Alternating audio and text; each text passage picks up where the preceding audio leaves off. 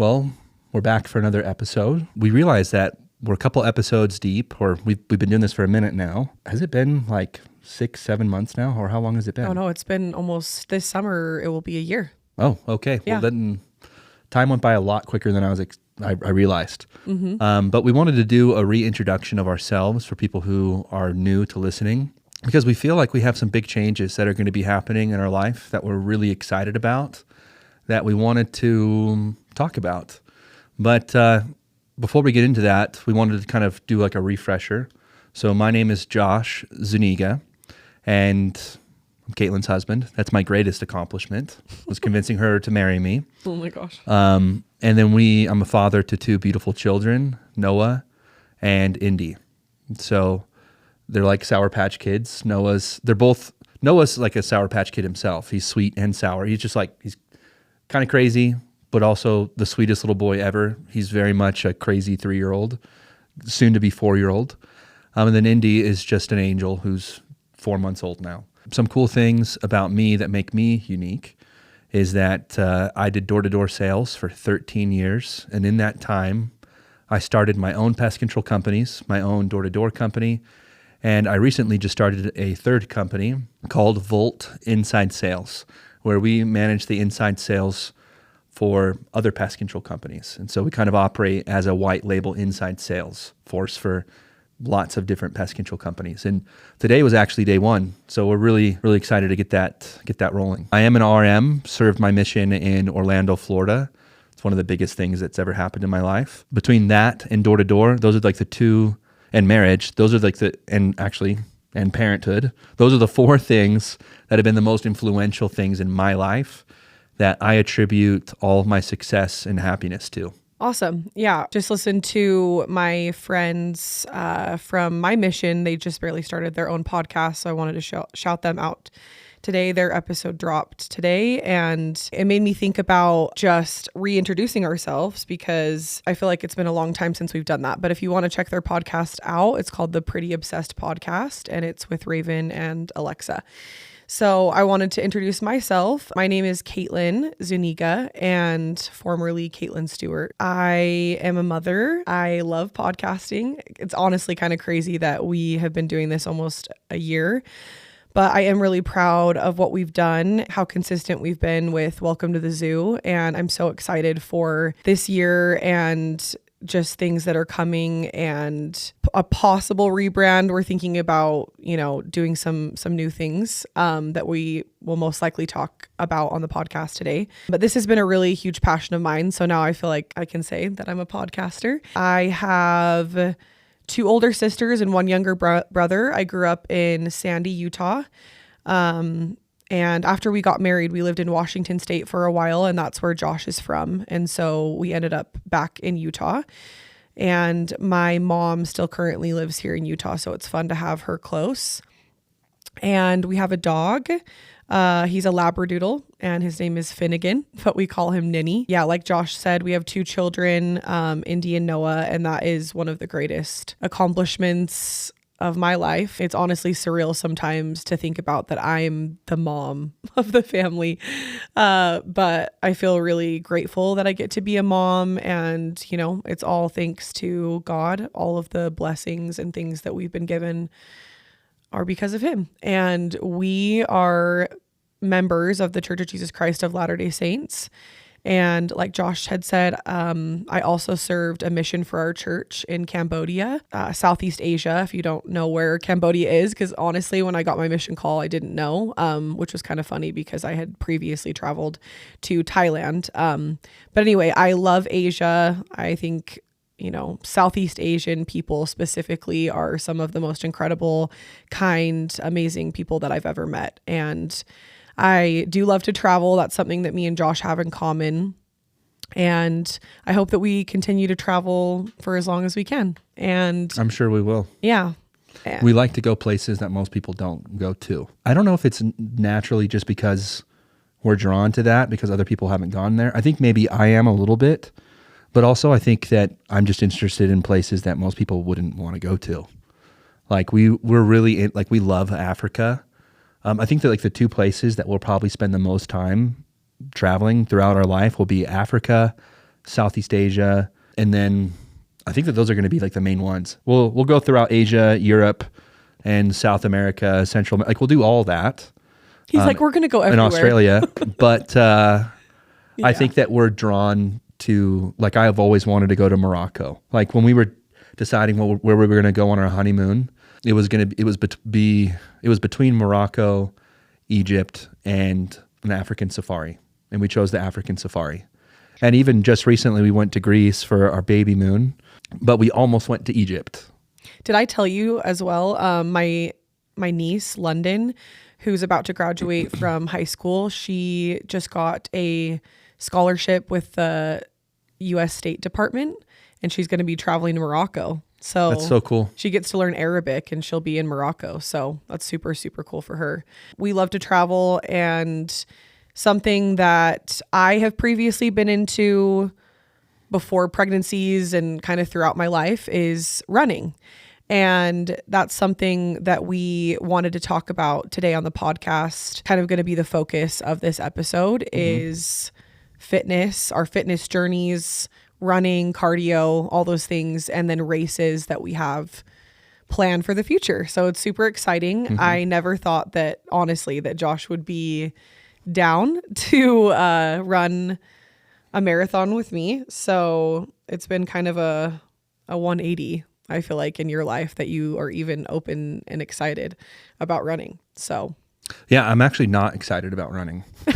yeah, he's like, actually, I have like a weird relationship with running and endurance that stems from stuff like a long time ago. I've gotten this way about other things in the past. Actually, there's only one other one that I felt really strongly about. Backtracking a little bit, what I'm known for in the door-to-door space was breaking the all-time industry pest control record. I sold 1,500 accounts, and then a couple years later, I tried to re-break the then record. Somebody had broken mine, and I tried to sell 2,000 accounts. I felt like I was supposed to, like I felt like promptings from God to do it. It ended up not being for the reasons why I thought. I ended up not selling 2,000 accounts. I realized along the way that it was more so an ego thing. Like I was just bothered that somebody had broken my record, and it just like it wasn't for like good reasons. Now, things happened during that summer that were supposed to happen and only would have happened if I had attempted to do the 2,000 accounts, which is why I feel like I felt like I was supposed to. But there is one thing that I felt prompted to do for a very long time, which is to get back into shape. I personally, like I'm somebody that I feel very aligned with multiple different areas of my life. I feel aligned with my faith. My faith not only makes sense to me spiritually, but it also makes sense to me intellectually from a source of reason and logic, which might surprise some people. When I look at our church's history, I've seen it all. I've seen all of it. What I've learned is that at least on that end, not to get too down far into a rabbit hole, at least on that end, oftentimes people accept what is being said to them at face value, and I've never been that kind of person, ever. I think that comes a lot from experiences I had as a child and just like my career in sales. There's always underlying motives behind why people say things or do things. And the deeper that I go into church history, the more it makes sense to me that people are just imperfect, and that ultimately, when it comes down to it, my relationship with Christ is my relationship with Christ. Honestly, I don't need people that run his organization or are a part of his church. Like I know that God works through imperfect people. And so I don't demand perfection or even the absence of massive mistakes. I mean, I think that the scriptures prove that people make mistakes, prophets make mistakes. And I'm not saying that we've made a lot of mistakes, but what I am trying to say is that some people can't reconcile their intelligence with their faith, and I feel like mine is.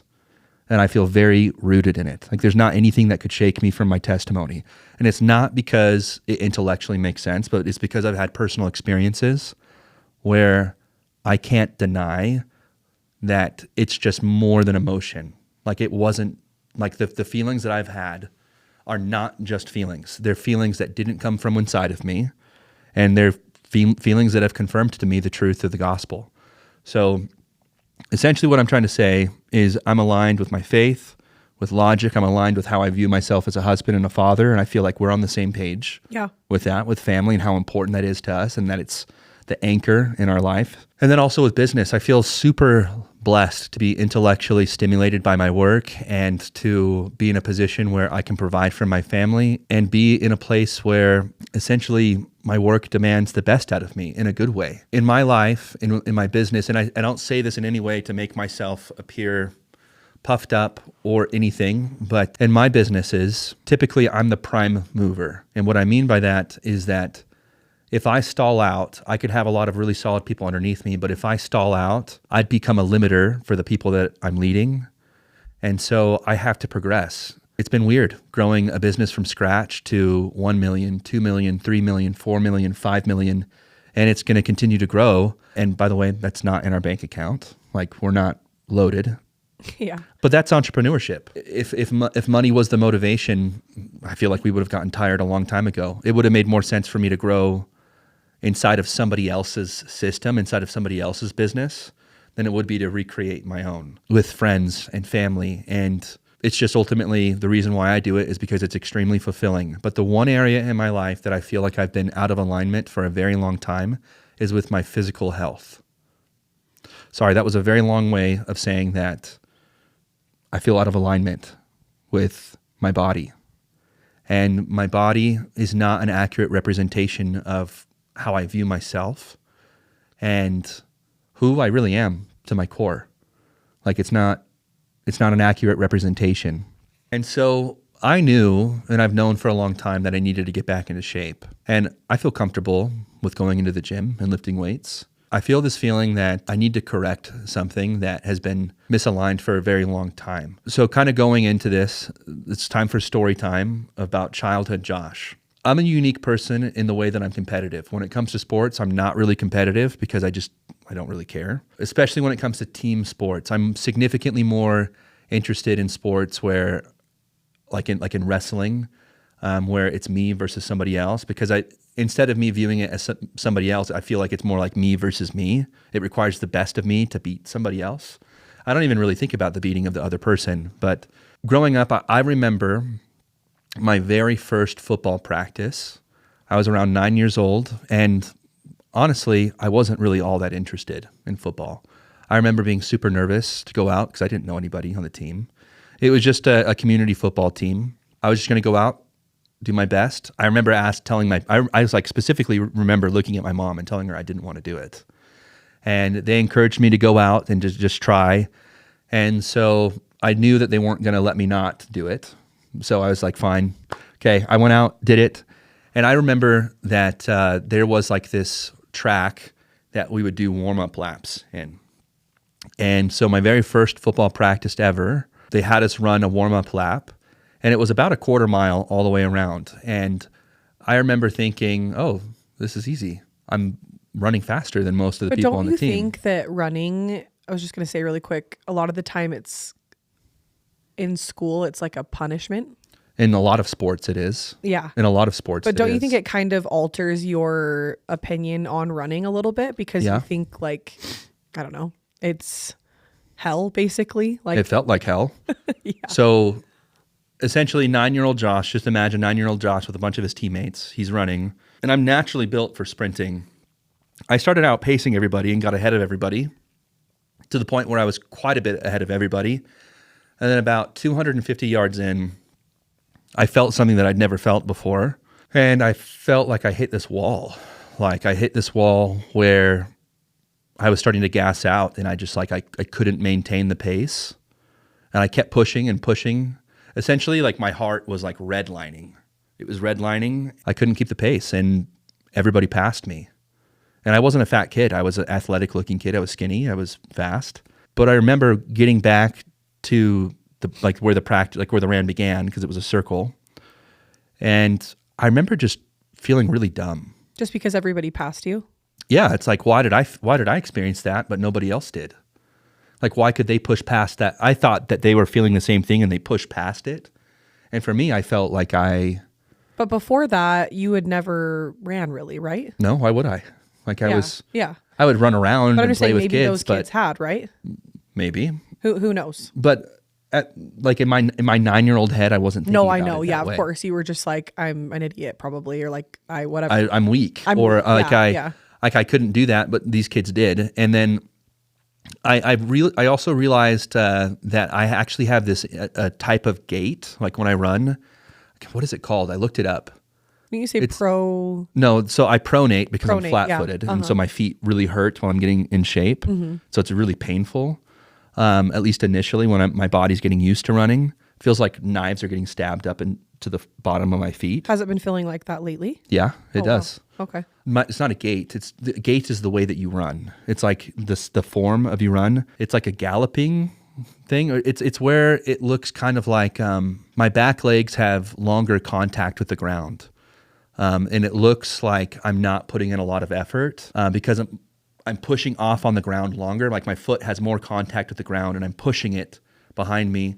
And it actually, I asked ChatGPT about it. It says that it's fairly normal for people that are more like strength-based to be like that. It looked like I wasn't going all out, but I was. Yeah. And so I would have coaches all throughout. They're like, give athletics. us more. Yeah, that is what they were saying. They Yeah. thought I wasn't going as fast as I could, but I was. Yeah. But I had people yelling at me, telling me to go faster. Dude, you probably were like so anxious and stressed. I was. I was Yeah. like, what? I was like, You're like, I can't do anything. I don't know what, I can't go any farther. I can't. Like, I'm I tapped can't. out. I can't go any faster. Yeah. But dude, they're not gonna. Well, they're not gonna listen. They're like, to you that. pansy. Pretty much. Keep going. Honestly, bro. like I felt like a massive wuss. I felt like a wuss that couldn't push past this mental barrier of like this block that I went through.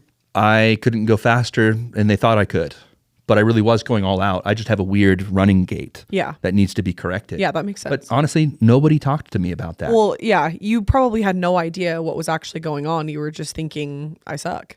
Yeah, that was exactly what I was thinking. But it was weird because I was like happy and confident in other areas of my life. I was a fairly well-adjusted kid for the most part. But I had this one area in my life where I felt like I sucked. Yeah, that makes And sense. I couldn't align how I felt with myself about that. Yeah. Because I thought that it was a character weakness. Now, as I grow older, my parents wanted me to do football. I continued to do it. I did it for 8 years. Now, I will say this, although my parents pushed me heavily to do sports when I didn't want to do sports, specifically football, I don't regret it. I don't regret it because I think that there's something very important as a child with learning that you need to do things whether or not you want to do them. And so I have zero issue with that. In fact, I think it's a healthy thing, and I'll do the same thing with my son. But when it comes down to it, my whole entire youth through teenage, I struggled with endurance. And it was something that I was afraid to go to. I also remember this one time in track, I did 10 hurdles, 100-meter dash. I was good with everything that was sprinting. I was totally fine with that. Yeah. But I remember one of my track coaches really wanted me to develop my endurance, and so she just randomly threw me into the 300 hurdles. I went and did it because she told me to. I just did it. And I came in last place, and I was so pissed.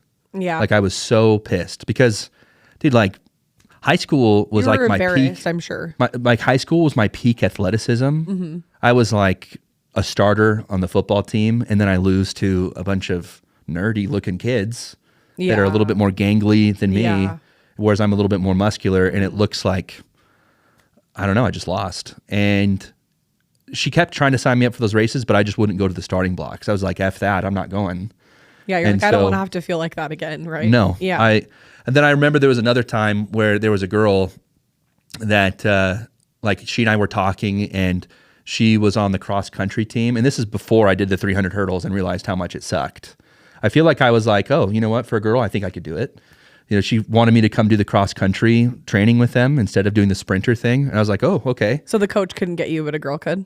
Probably, I guess. kidding. Well, it didn't work out because after about like 10 minutes into the running, I'm thinking, what the hell? Why did I do this? This sucks. Yeah. And I'm just like Cross dying. country is way different than... Yeah. And so my whole life, I've conditioned myself or just had this feeling like I can't do it. Yeah. I can't do it. And on top of it, was all my in your feet, head. my feet are flat-footed. And so my feet are not like conditioned for long distance running. They can do short sprints, but they really they legitimately hurt. It legitimately hurts when I'm getting back into shape. Yeah. In the past, when you've asked me, Josh, would you ever want to do a half marathon with me? I'm thinking no. I have zero interest in doing a half marathon with you. It's Yeah, you never were going like to happen. super adamant. Like, I will never do that. Yeah, look, I love you, but don't look for that as a sign of me loving you. So the girl that was on cross country could convince you, but your own wife can't. Dude, whatever. I lasted like 7 minutes before I realized F this. I know, I'm just kidding. Okay, so this episode is brought to you by Toro Marketing, which is my company.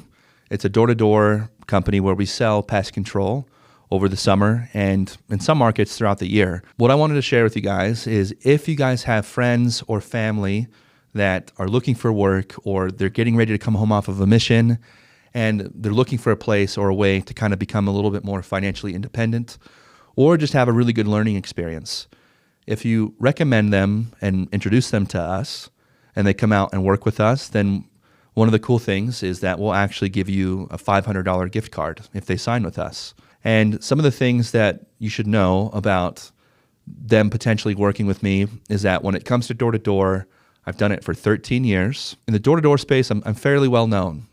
What I'm known for is for breaking a sales record, for selling the most accounts. I broke the all-time record back in 2019. And so I don't say that to puff myself up, but really to kind of give you an understanding of my pedigree when it comes to sales. I help people make around $100,000 or more during a summer, and it's not an atypical thing. It's more often that they'll make around 30,000, 20 to 30,000, but I help people all the time make that much money. And it's really not, for me, it's not so much about the money. I'm not like most door-to-door companies in the sense that I put a lot of emphasis on the glitz and the glam and the things that really don't matter. The reason why I'm passionate about door-to-door is because I believe that it's the perfect vehicle for self-development. Like, it's the closest thing to the mission for me in the sense that it really has helped me become a better version of myself. And so truly, I think that everybody that's coming home from a mission should have some sort of experience with door-to-door. Essentially, if you have friends or family that you know would be interested in door-to-door, but you're not sure who they should go with or work with, if you introduce us to them and we're able to sign them, we would happily give you guys $500, like a gift card. So feel free to reach out to us directly through our Instagram platform to connect me with them. Okay, so this goes back to this. I have a cousin that runs ultra marathons, and I've always been intrigued by ultra marathons because it's one of those things where it takes everything from you to do it, like everything. You can train your body to run 50 to 60 miles. As crazy as it sounds, you really can. But those last like 40 miles, your body's pretty much done. Your brain is telling you that you're done, but your spirit and your will is the only thing that keeps those people going. There's two different things that are happening here. Number one is control, and the other is surrender. Control, people are doing what they can with their agency to build themselves up to be able to handle something like that. And so they can push that wall that I felt when I was running around and 9 years old, that wall that I couldn't make it past. Through control and through training, you can push that wall back as far as 50 to 60 miles. But at some point, that wall, you can't push it back anymore. And you still have to go through it to get to the other side. And the only way to get to that other side of that is to surrender to the cost of it, to stop trying to negotiate with pain, to stop trying to negotiate with the cost of effort. And for me, I feel like I've done things like that in other areas of my life. I've done that with my faith. I've done that with my work. I've done that with interpersonal relationships. I've never done that with my body. It sounded like you had a moment in time where, like, side by side while you were selling the 1,500 accounts, you did get into really good shape, right? You said that was like one of the only times you really felt like it was in lockstep. Yes, it was, but I wasn't able to maintain it. Yeah. I wasn't able to maintain it. Yeah. I negotiated with myself. Previously for like the last 7 months, I'd been working out for 2 hours in the gym. I would do 45 minutes of cardio and then 45 minutes of lifting. But I also think like now you have to, bring all of the things that are going on in your life because back then you were single, Yeah. you know? And so you think about how much is on your plate now, not only with all of the businesses you're handling, but you're a husband, you're a father, you know. So why do it?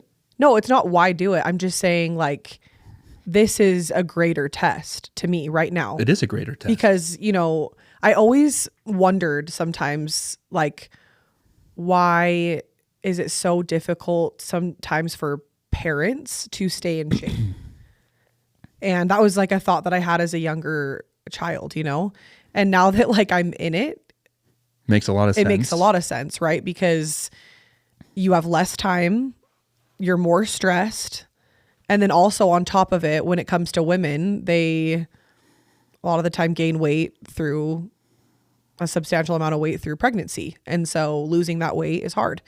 And then you get pregnant again. Yeah, and then you get pregnant again. I think like you said, it's more important now than ever because we need to have enough energy for our lifestyle and for our kids. That's something that I've really admired about that fitness couple that we know, the Sputes, because they always talk about how they want to have enough energy to raise their children and for their family, right?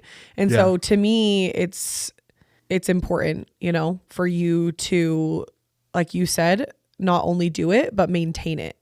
Mm-hmm. And I definitely think it's doable. I want to be really clear with like the listeners about what it is that I'm talking about. For me, running represents confronting something that I've been insecure about since I was a child. And so it's very deep for me. And it's a part of my life that I'm misaligned on. It's like I'm mentally tough enough to grow businesses and deal with an amazing amount of stress, the kind of stress that turns your hair like gray a lot earlier than it should. And that's the truth. Complicated family dynamics that happen from working together.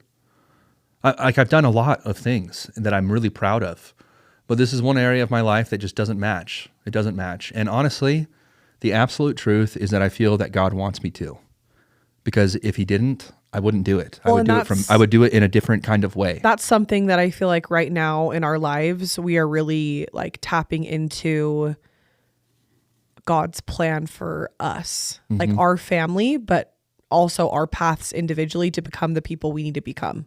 Yeah. And so we're going to talk about this on another episode, but like we've been thinking, me and Josh, about just being misaligned and how that can affect your life, right? We feel super aligned on the podcast, and that's why we've kept up on it, stayed consistent, because it's something that we really feel called to do and we feel like we enjoy it, we're good at it, and it brings joy to our lives and I think to others as well. And so I think it's just really exciting, like you said, because you feel called to do it like as through a way that I don't want to do it. Well, as a prompting as well, right? Like you feel like God is kind of pushing you into that direction. I feel like he's asking me to follow him somewhere I don't want to go, or to meet him somewhere that I don't want to go. Like a place that's scary and dark. Yeah. To me. Yeah. And that makes sense because like you said, I love this sentence that our therapist has told us before, but like when it's hysterical, it's historical, right? And I'm not saying that like maybe there was hysteria totally with what you just said. There is. Like I totally feel hysterical. Oh, you do? Okay. About not wanting to run. So that was my question. Like, cause from the way you describe it, it feels like there's a lot of feelings, right? That are surrounded by. To the point, like where if I was a part of a group and they were wanting to go running or they were wanting to go like hiking and it was a hard hike, I would probably find excuses not to go. And I'd make sure that they were really good excuses too. So it's like, that's the honest truth. Like it affects me. Mm-hmm. It affects me. And in some ways I feel like a coward. I know I'm not a coward and that it's like my inner child that's just struggling. I just think all of us have weaknesses, you know, and things that we just need to strengthen. I just feel like I would be really disappointed with myself if I didn't have the faith to follow through and see what's on the other side of that wall. And so I have a goal that I feel really pulled towards like gravity. Like I wouldn't set a goal like this if I didn't really believe that I was being asked to do it. And it's going to take me a long time to do it. It's going to take probably over 2 years. Well, and we're going to take a lot of steps on the staircase before we get to that point, right? And so, we'll talk about that too. But my goal is to run a 100-mile race and to not only do what I need to do on the control side to put in the effort to get to the wall, but to get to a place where I can surrender to the cost of going on the other side of the wall, because that's where I feel like God is asking me to meet him. I've met him on the other side of that wall in other areas of my life, except for this one.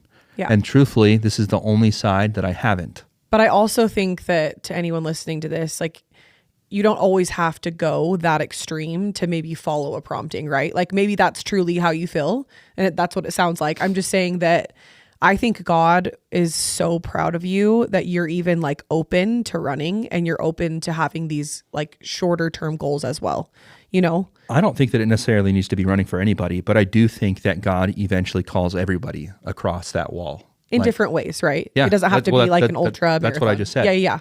But I think that every single one of us needs to meet God in a place that's dark and scary and that we naturally don't want to go to. And that's a part of discipleship. Well, and I had that thought recently because I think a lot of people have probably heard the audio now from that like Call Her Daddy podcast. And it's like Chapel Roan, this celebrity singer that's talking about how most of her friends are in hell, basically, that have young children and that like they have no light in their eyes. And that anyway, the point to that is some of the hardest things that we will ever do in our life are some of the best things, right, for us. Kind of like what you're saying is, even though maybe we are scared to do it, we're scared to take the plunge, we're scared to jump, we're scared to commit, say the words like, I am going to run a half marathon, or even just signing up for this race. Like, it's very exciting, but it's also scary in a way because you actually are in motion with that goal. And so I feel like you create it spiritually in your head and visualize it before you do it. Yeah. And it, like, you manifest it, right? But you also are taking the steps to get to that point. Exactly what you're saying. Like, these things are going to be the most worthwhile because we are pushed so hard. Like, a lot of people won't go there, right? They won't open those doors because they're scared, or it's fear. It's fear-based, right? But how could somebody I don't feel like I was fully aware of how misaligned I was with this until just recently when it came to me. Mm-hmm. But now I can't unsee it. I have noticed that some things that you'll say, in the past, I'm just not good at cardio is what you would say, mm-hmm. And that was your answer. Like you said, you'll have these excuses in your mind about hiking or about, I'm just not good at this. No ifs, ands, or buts, period. I suck at running, right? Mm-hmm. And I even remember before when I ran with my mom, she would always say things like, I am not a runner, right? And so you might think you're not a runner, but anybody can become a runner. I do believe that now.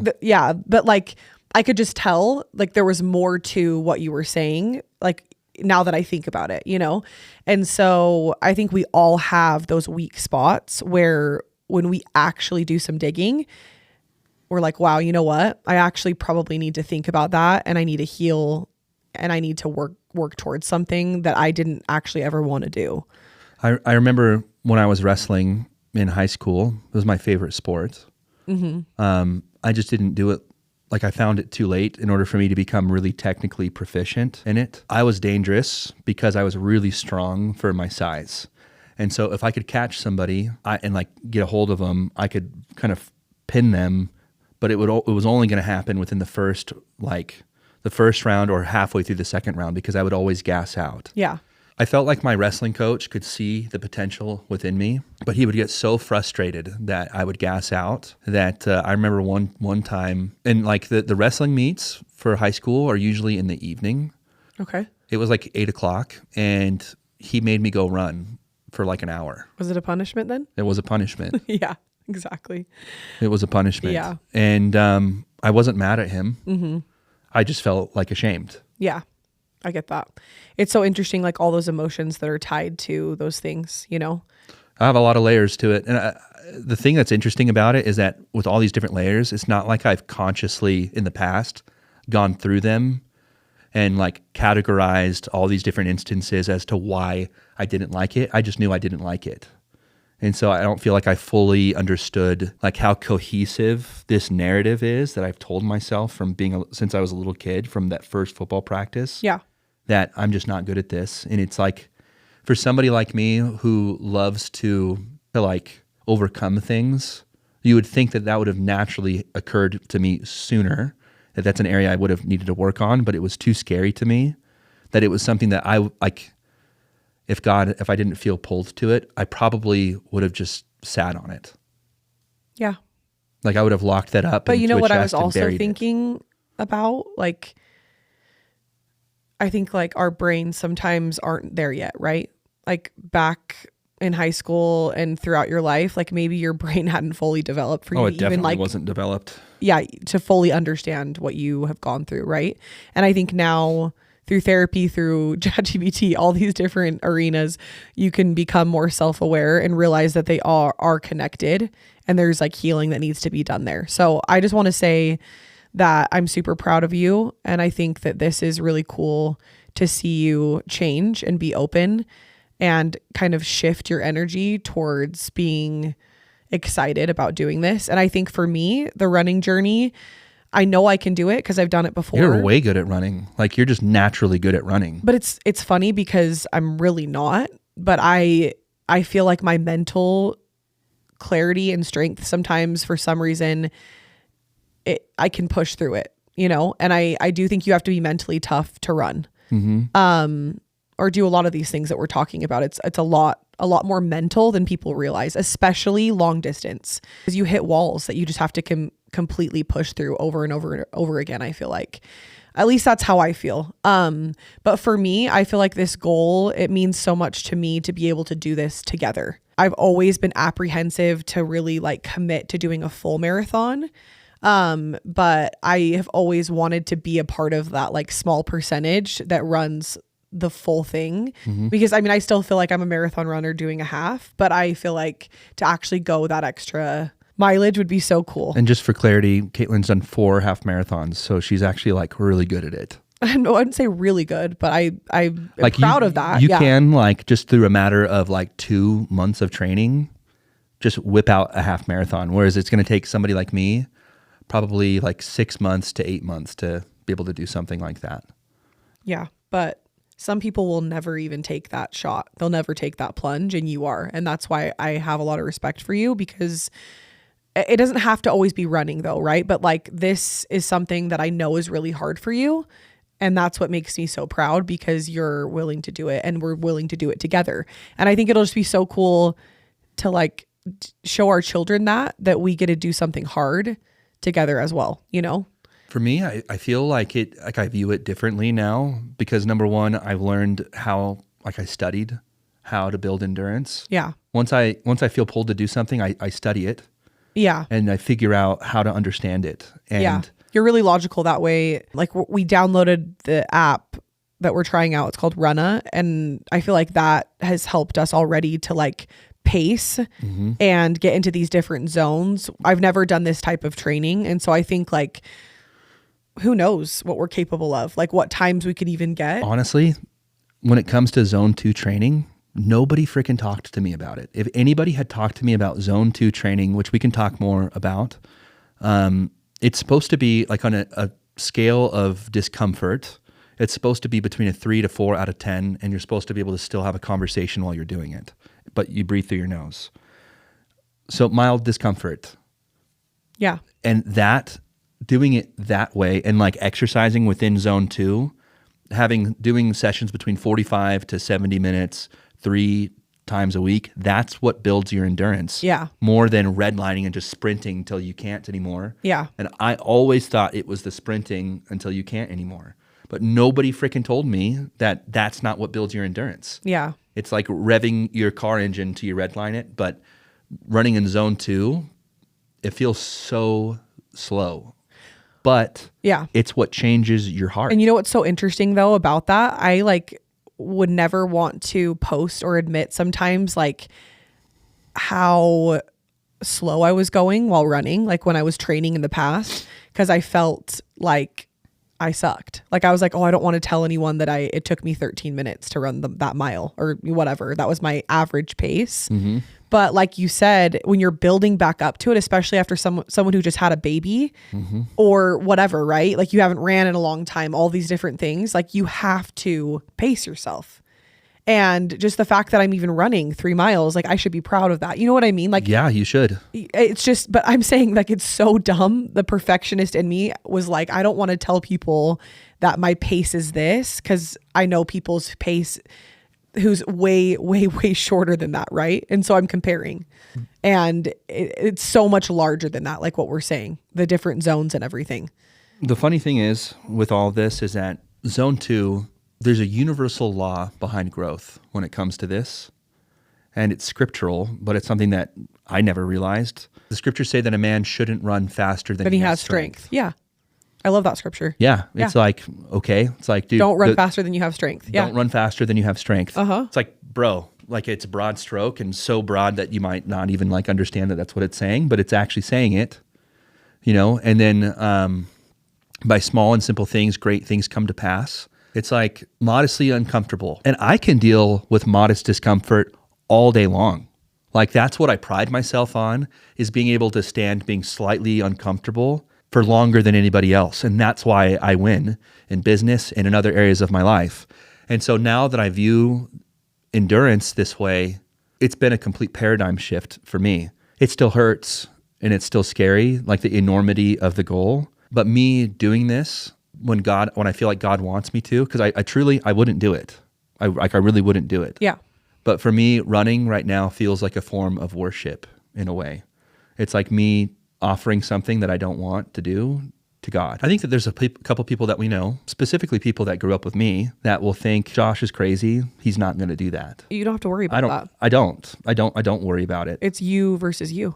Yeah, it is. I'm not really that worried about it. I don't do things because like I feel like I would do this if nobody knew about it at all. Well, yeah, it's just fun to share, right? And it's fun to dream and to work towards something. And I think it'll be fun for us to look back on as well. And I'm like you, where sometimes I worry about those things, but really like it's up to you, you know? You're creating the life that you want. And so that scripture is in the Book of Mormon. It's Mosiah 4:27. And it says, and see that all these things are done in wisdom and order, for it is not requisite that a man should run faster than he has strength. And I just liked this on Google. It said, this can be interpreted as avoiding burnout. We need to focus on sustainable progress rather than unsustainable bursts of energy. I really feel like this is going to be like with this alignment, if we align this way in our life, we really are covering all the big rocks. You know, and it's just like, I just hope that when the day comes that we can look our children in the eye and say that we did this. Yeah, we will. I mean, especially like we're going to do the half marathon for sure. We already signed up. Well, yeah, we're going to do it. Yeah. We're going to do all of it. I believe. Mm-hmm. So hopefully this episode inspired you guys to work towards a goal maybe that you've been thinking about and you're nervous to take that next step, whether that be running or something else. But I'm excited to continue to update you guys and share our journey. We're planning on doing vlogs and kind of recording our runs and things like that. And we're kind of in the progress of figuring out if we're going to like start a separate running account or do it a part of our podcast account for what you want to call it, for you guys to get to know us a little bit more. Cause I feel like we need to go a little bit deeper on our pages. I think our like running name is going to be the Zuniga Zoomers. So that's our little name. Thanks again for listening, and please share this with anyone that you think might be excited to hear about it. And maybe this will inspire you to either sign up for a race or, like I said, take that next step in the goal that you've been thinking about. So rate, subscribe, review, share this with your friends. We love you guys, and welcome to the zoo.